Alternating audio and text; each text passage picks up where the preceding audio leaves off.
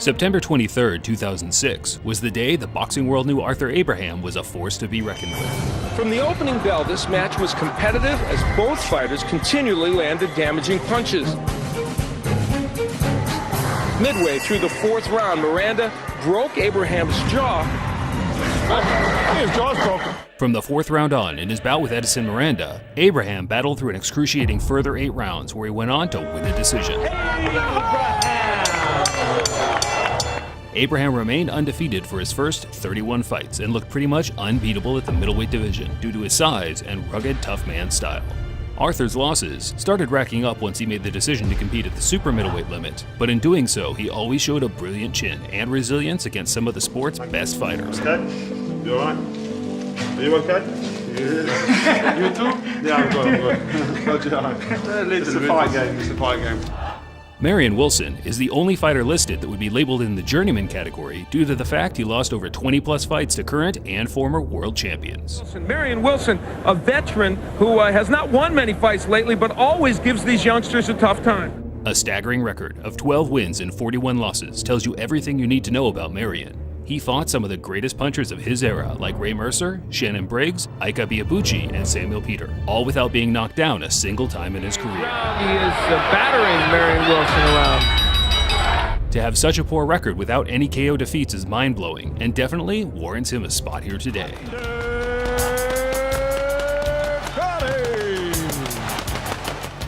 There has never been 4 single words uttered by a commentator to sum up a career better than those spoken by the late, great Emmanuel Stewart.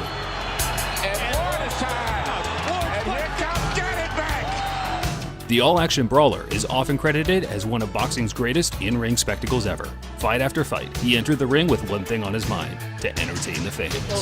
This one drops in! Forget me! It's ecstasy! Astonishing! This is not just a dream, it's a wet dream of orgasmic proportions. Gotti might not have had a chin on the same caliber as others mentioned here today. He was indeed knocked down on the odd occasion, but it was his ability to absorb punishment while consistently firing back shots of his own that makes him the legend he is. But along the way, realized, wait a minute, I can take a punch and rally back and win. And the crowd likes it better when I do that. And he heard the roar of the crowd. That's really what changed him. No question. Carl Froch, like Gotti, was another fighter not exactly known for his technique, but rather raw aggression, conditioning, and a granite chin. And Carl Froch makes an impact that will send shockwaves around the world. A career spanning 12 years saw Froch take to the ring 35 times, where he lost only 2. One being a robbery in my opinion, and the other a noble effort to the rising superstar Andre Ward. A little bet if you want. 8 cameras got it. There's absolutely no way you can knock me out. No chance. A stacked resume saw Carl compete with boxing's best. He was often the man with inferior skill, but he made up for it with his granite chin and determination.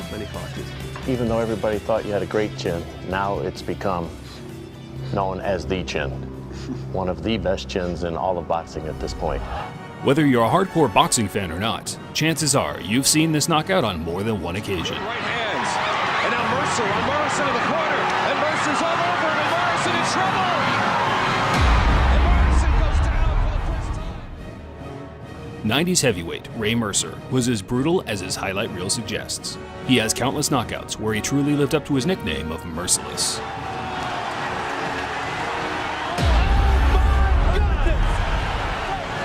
But his offense aside, he could also mix it up with the biggest and baddest guys around without ever coming close to being hurt. They're fighting in a phone booth, and that's the way he wants it. Burt Cooper, Tommy Morrison, Evander Holyfield, Lennox Lewis, they were all ferocious offensive fighters in their own right, but none of them could put a dent in Mercer. Yes, I'm telling you, Ray Mercer's got a tough chin, boy. When they said he's got a tough chin, because I hit him with some shots and I felt it in my hand, and he kept coming. It makes a change for us to be able to mention the former 2-time welterweight champion Antonio Margarito without bringing up his infamous scandals. As further proof of his argument that Margarito used the exact same hardened wraps in both bouts. During his prime years, he was a ferocious competitor that took it hard to every opponent he faced. The punishment he withstood from Pacquiao, Cotto, and Paul Williams speaks volumes for the Warrior's chin. The brutal beatdown from Manny Pacquiao resulted in a broken orbital bone, which he never fully healed from, but he continued to fight anyway, just adding to the gutsy reputation he's built up over the years. Lasting all 12 rounds, but Pacquiao was dominant in claiming a unanimous decision victory. Not only one of boxing's greatest punchers of recent years, but one of the toughest men to ever do it, period. Heavyweight destroyer, Vitaly Klitschko wants to be your man. He wants to be your man right now. Big right hand lands again. Johnson having trouble fighting back. Vitaly Klitschko, brother to the long-reigning champ Vladimir Klitschko, is often overlooked in lists like these, but anyone who's ever shared a ring with him will tell you of the breathtaking resilience and conditioning he brought to the ring. Was the aggressor, picking Lewis apart with precise, sharp punches. A career of 47 fights saw Vitaly only lose twice, but both of them which should be written with an asterisk next to them. His first loss to Chris Bird was a direct result from a torn rotator cuff.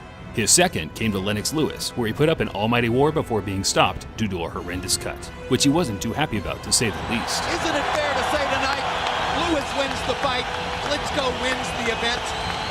I think yes, it is. He was a tall, straight-up type of fighter who often took as much as he gave, but was never knocked down in an entire career, a feat only a select few other fighters in history can claim.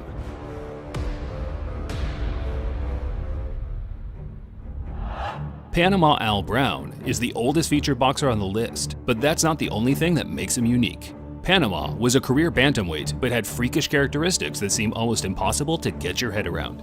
He stood at nearly 6 foot and had a reach of 76 inches. For those who don't quite understand how extraordinary that is for a bantamweight, he stood taller than the heavyweight champions Mike Tyson and Rocky Marciano, and had an identical reach to the former champion Joseph Parker, while competing 12 weight divisions below them. Amazing, I know, and this was undoubtedly a major factoid behind why he was never KO'd in over 150 fights as a pro, becoming the first Latino champion in boxing history along the way. So Brown retains his title and registers his 212th win. Sometimes it takes more than just another man to defeat a great boxer, and that was certainly the case for the Mexican warlord Julio Cesar Chavez, who was only ever beaten by time rather than an opponent. Oh, brother, a combination, and down goes Hogan! The all-action star remained unbeaten throughout his first 89 fights and went to war countless times in between, where he showed an uncanny chin and toughness. It wasn't until 80 or so fights in where we started to see cracks in his game. Chavez was knocked down and beaten by Frankie Randall, and then later punished by the young up-and-coming Oscar De La Hoya. But it would take more than a couple of blips to erase the memory of Mexico's greatest ever champion. Advantage here, we'll see how he uses it. Tua with a big left hook, and Ruiz in trouble. Tua comes right at him, another big bomb, and Ruiz is down. This could almost be over now. When you look back at the career and resume of David Tua, it's amazing to think he never captured a world title.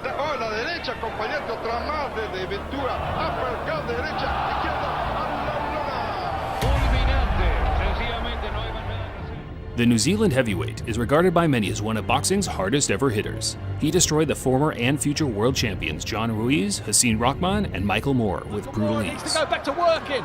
That's it! It's a short right hand! That is the face of shock and awe there.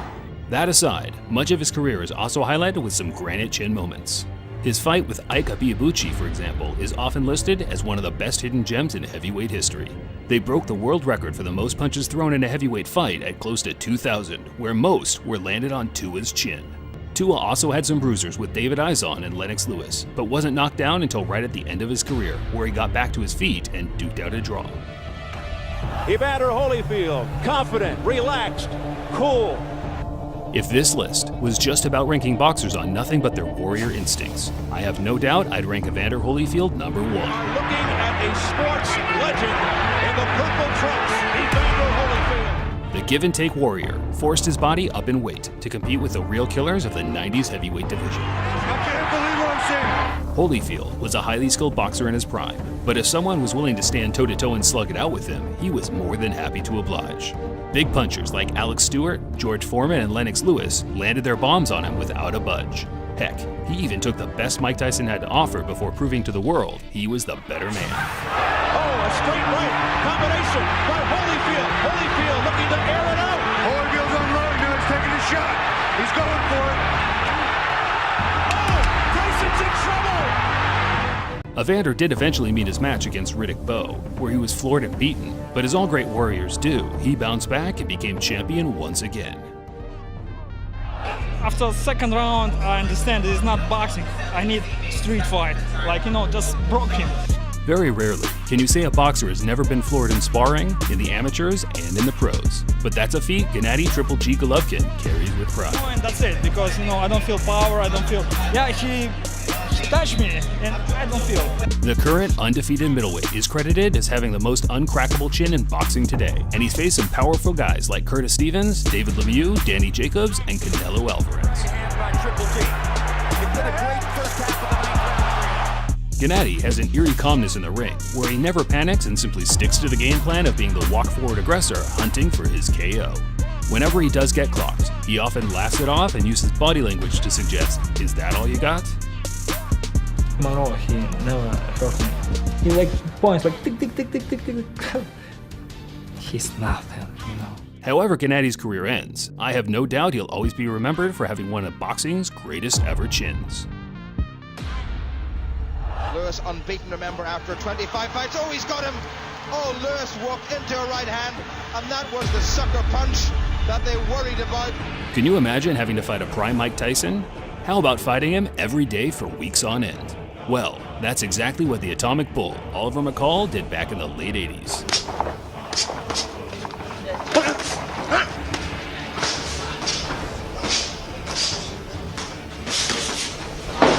McCall, amongst a few select others, became the only man to be able to withstand a full training camp with Mike Tyson, and the toughness it brought him paid dividends in his own pro career down the line.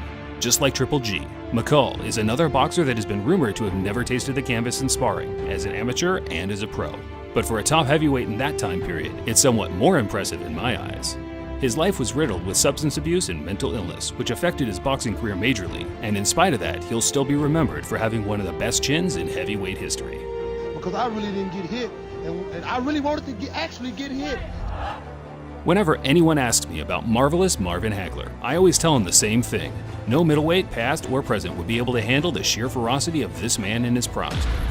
It was about war with Hagler. It's a mental toughness, and that's what I feel. War, that's what's on my mind. Once Hagler retired in '87, rumors started flowing around suggesting he had an abnormal-sized skull that allowed him to endure more punishment than your average man. It kind of makes sense, considering every punch he took pretty much rebounded straight off him. Hagler also used to train the temple muscles with a specialized jaw workout and had abs of steel that made it impossible to hurt him downstairs. Keeping the pressure on it, he caught a left counter. Another left counter from Mugabe, and Hagler won't move back. A test of wills, finally. Mugabe driven back to the ropes. During his career, he fought some murderous punchers like John Mugabe, Thomas Hearns, and Roberto Duran, all of which tried their hardest to break him, but fell short, along with the 60 others that tried.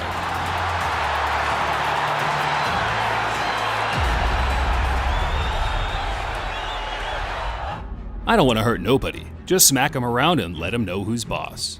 That's one of my favorite quotes from our number 6 fighter, Maxie Rosenblum, who had a career of close to 300 fights where he was stopped only twice. Sometimes when you look back on these stats, it's easy to overlook just how many rounds and punches it takes to acquire these sorts of numbers. More so in Maxie's case, who only stopped 19 opponents in his 207 wins, which means more rounds and more punishment. So right up to end of his staggeringly huge career, he maintained fighting huge numbers of fights. 145 fights against top 10 rated opponents. Randall Tex Cobb will always be remembered for 3 things. He could punch, he could take a punch, and he knew how to laugh it all off once the day was through. Y'all may have seen the fight. I run out of time. Oh, I had him. Another 15, 20 rounds, he couldn't take that kind of pace. There was no doubt. He was tired. You think it's easy kicking my ass all night? You're wrong. Ask the man. The 80s heavyweight fought an array of big punchers from Ernie Shavers to Ken Norton, but the one he'll always be remembered for was his brutal 15-round destruction with Larry Holmes, where he was beaten black and blue for every second of every round. The fight is often regarded as the most one-sided fight in boxing history without being stopped. So brutal, in fact, the legendary boxing commentator Howard Cosell gave up his job the same night after repetitively saying he would never cover the sport again unless the ref stopped the fight. Yeah, it was really that bad. I'm hungry. I ain't eaten leather in a long time. Once again, the greatest makes the top 5 in a boxing video. But instead of it being for his speed or resume, it's to honor his ability to take a thudding blow. It's not exactly tasteful to watch back and edit clips of Muhammad Ali taking punches, considering his medical condition in later life. But to his credit, he barely took a shot for the first 10 years of his career due to his incredible speed and reflexes. Soldier, riding with my top down, and my jury on. Hey, I'm just getting my hood on. I'm just doing my thing. I'm just doing my thing. Hey, I said I'm riding with my top down, and my jury on. Hey, I'm just getting my hood. It wasn't until the 70s where Ali started having long, grueling wars with the likes of Joe Frazier and Ken Norton, which still to this day are hard to watch due to the sheer ferocity of them. Without a doubt, Ali has the most battle-hardened resume in heavyweight history, and it didn't stop until the early 80s, where he was finally put to rest by Larry Holmes and Trevor Berbick, who retired him from the sport in the most brutal way possible. And it only stands to reason that if a football player trains to mete out punishment and also to absorb punishment, that same philosophy should be in the boxing game. Canadian heavyweight George Chuvalo is another fighter that went his entire career without being knocked down. Sounds impressive, but the fact he fought a prime Ali, Foreman, and Frazier makes it that little bit more impressive. George was also a dynamite puncher himself with 64 KOs in his 73 wins, some of which were almost too brutal to show you. A 20-year boxing career saw Chuvalo earn the honor of being branded with top 5 chin of all time by pretty much every boxing writer and historian, something he's more than happy to embrace. I'm kind of unusual in the sense that I've never ever kissed a canvas, never been knocked down in my 97 pro fights, and I'm kind of proud of that. Big George Foreman is a hard one to rank, considering his career was cut in two with 10 years in between, but my main focus for him today will be for when he returned to the ring in the late 80s as an immovable object.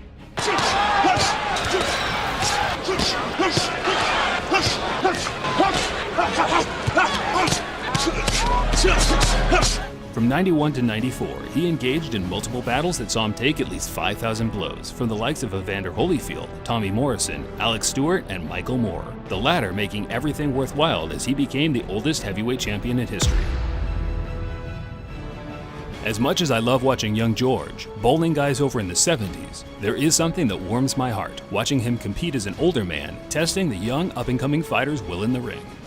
And I've got a few things going for me, mostly 256 pounds. I'm going to use those pounds too. There was one man who stood in Robinson's way in his quest for greatness. One man he could never quite dominate like every other challenger. LaMotta was a man of the streets. Sugar Ray Robinson was the epitome of the classy fighter. LaMotta was not the fighter who took 2 to land 1, he took 5 to land 1. And if you missed Jake, you know, you'd be insulted. Second time I beat him. The other fights, I had him down in 3 different fights, and I didn't get this decision. Robinson was on top from the outset, but LaMotta's front-running style remained a constant problem. And Ray Robinson beat Jake LaMotta up as badly and brutally as a man has ever been beaten without going down.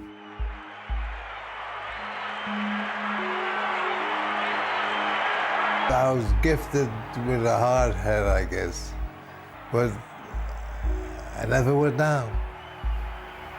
I always thought about it. I said, if they're going to stop this fight, they're going to stop this fight on my feet.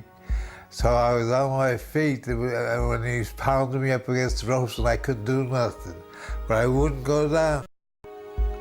And they stopped the fight. Good thing they stopped the fight because I might have got killed. Jake LaMotta sadly passed away on September 19th, 2017, and this video is a tribute to him.